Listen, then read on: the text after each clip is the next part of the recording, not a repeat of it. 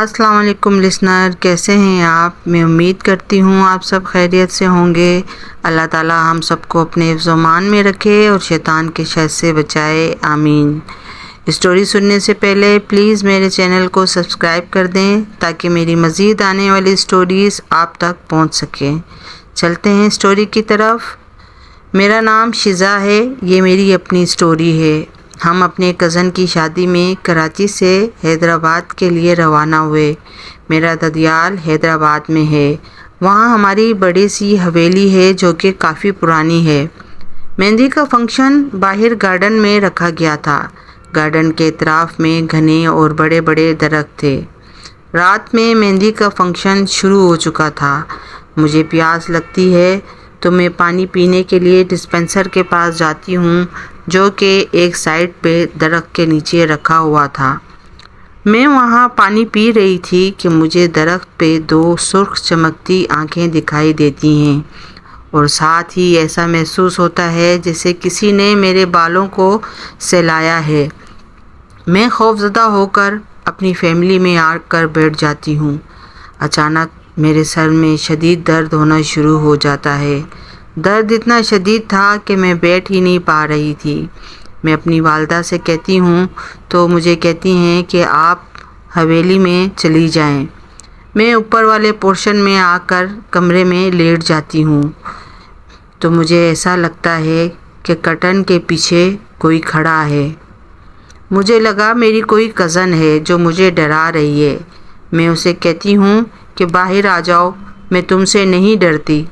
मेरे ये कहने की देर थी कि दो भयानक शक्ल वाले आदमी मेरे सामने आ खड़े होते हैं। उनका कद 9 से 10 फुट था। बस मुझे इतना याद है कि वो मेरे बालों की तरफ देख रहे थे और उन पर हाथ फेर रहे थे। उसके बाद मैं अपनी आवाज़ खो देती हूँ। आगे की कहानी मेरी वालदा बताती हैं कि जब वो मुझे देखने कमरे में आई तो मैं पलंग पे घुटनों में मुंह दिए बैठी थी और मुसलसल हिलते हुए मुंह से अजीब व गरीब आवाज़ें निकाल रही थी। वालदा मुझे आकर हिलाती हैं। वो बताती हैं मेरे चेहरे के नक्श भयानक हो चुके थे और मैं मर्दाना आवाज़ में उनसे कहती हूँ, ये हमारी है, हम इसे साथ ले जाएंगे। वालदा मुझे इस हालत में देखकर खौफज़दा होकर नीचे जाती हैं और मेरी फैमिली को बताती हैं। जब तमाम लोग घर में आते हैं और मुझे देखते हैं तो ये देखकर परेशान हो जाते हैं कि मेरी हालत बहुत बुरी हो रही थी। चाचू मोहल्ले से एक शख्स को ले आते हैं जो इन आसेबी मामलात पर दस्तरस रखते थे। वो अपने इल्म की बदौलत मुझे ठीक कर देते हैं। मैं अपने हवास में वापस आ जाती हूँ मगर वो वालिदैन से कहते हैं कि आप जितनी जल्दी हो सके इसे यहाँ से ले जाएं। हम उसी रात कराची के लिए रवाना हो जाते हैं। जब हम अपने घर पहुँचते हैं और रात होती है तो मैं अपनी वालदा के साथ ही सोती हूँ। खटके की आवाज़ पर मेरी आँख खुलती है तो मैं क्या देखती हूँ कि दो आदमी दीवार की तरफ मुंह किए उसे खुरच रहे हैं। उसे खुरचते खुरचते इतना बड़ा सुराख कर देते हैं कि एक इंसान आसानी से वहाँ से निकल सकता है। वो उस सुराख से अब किसी को घसीट कर बाहर निकाल रहे थे।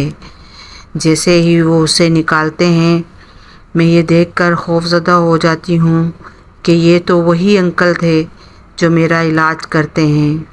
उनकी हालत बहुत बुरी थी। दोनों आंखें गायब थीं, चेहरा जगह जगह से कटा हुआ था। वो दर्द और अज़ियत से करा रहे थे और मेरी तरफ अपना हाथ बढ़ाते हैं जैसे मुझे इशारा कर रहे हों कि मुझे बचा लो। मैं ये देखकर ज़ोर से चिल्लाती हूँ।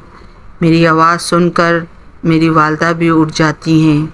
मैं उन्हें बताती हूँ तो वह हैरत से मेरी बात सुनती हैं मगर जब उनकी नज़र सामने दीवार पर पड़ती है तो वो भी खौफ से लरज़ जाती हैं। दीवार पे खुरचने के निशानात मौजूद थे जो इस बात का इशारा था कि वो आसेब अब भी मेरे आसपास मौजूद हैं। بابا حیدرآباد فون کر کے چچا کو یہ تمام معاملات بتاتے ہیں تو چچا بابا کو بتاتے ہیں کہ کل رات ہی ان مولوی صاحب کا انتقال ہو گیا۔ ان کی حالت بہت بری تھی، ایسا لگ رہا تھا کہ انہیں کسی نے نوچ نوچ کر مارا ہے۔ میں یہ سن کر خوفزدہ ہو جاتی ہوں کیونکہ مجھے وہ شیاطین اور مولوی صاحب اپنے کمرے میں اسی وقت نظر آئے تھے۔ میری ذہنی حالت دن بدن خراب ہو رہی تھی، گھر میں پریشانیاں بڑھتی جا رہی تھیں، کبھی کاروبار میں نقصان ہوتا، کبھی گھر والے شدید بیمار ہو جاتے، ڈاکٹرز ٹیسٹ کرواتے تو سب کچھ نارمل ہوتا۔ سمجھ میں نہیں آ رہا تھا کہ یہ کیا ہو رہا ہے۔ ہر وقت میرے ارد گرد عجیب سی بدبو پھیلی رہتی تھی اور وہ شیاطین ہر وقت مجھے اپنے ارد گرد گھومتے نظر آتے تھے۔ خیر، بابا کے ایک دوست نے انہیں کیماڑی کے مزار کا بتایا کہ آپ اپنی بچی کو وہاں لے جائیں۔ گھر والے ہر طرح کا علاج کر کے تھک چکے تھے، میں بھی اس اذیت سے تھک گئی تھی، میں بھی ان سے جان چھڑانا چاہتی تھی۔ گھر والے مجھے لے کر مزار پر پہنچتے ہیں تو میں پہلے اندر ہی نہیں جا رہی تھی۔ ظاہری سی بات ہے کہ مجھ میں جو آسیب تھے وہ ناپاک تھے، وہ پاک جگہ کیسے جا سکتے تھے؟ کافی دیر بعد میں خود بخود ہی اندر چلی جاتی ہوں۔ اندر ایک بارش شخص بیٹھے تھے اور بھی باقی لوگ موجود تھے۔ وہ ہمیں 3 دن 7 بنے حجرے میں رکنے کا کہتے ہیں۔ ان 3 دنوں میں وہ میرا علاج کرتے ہیں۔ وہ والدین سے کہتے ہیں کہ بچی کے سارے بال کاٹ ڈالیں اور کاٹ کر سمندر میں بہا دیں۔ مجھے اپنے بالوں سے بہت پیار تھا، مگر ان موذی شیاطین سے بچنے کے لیے یہ ضروری تھا۔ بابا میرے بال کاٹ کر سمندر میں بہا دیتے ہیں اور بابا ہمیں پڑھنے کے لیے وظائف دیتے ہیں جو سب گھر والے پڑھتے ہیں۔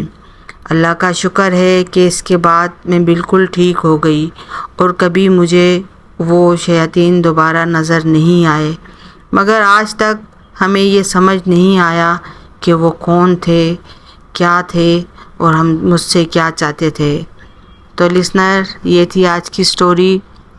میں امید کرتی ہوں آپ سب کو پسند آئی ہوگی۔ میرے چینل کو لائک کریں، شیئر کریں اور سبسکرائب کریں۔ اللہ حافظ، دعاؤں میں یاد رکھیے گا۔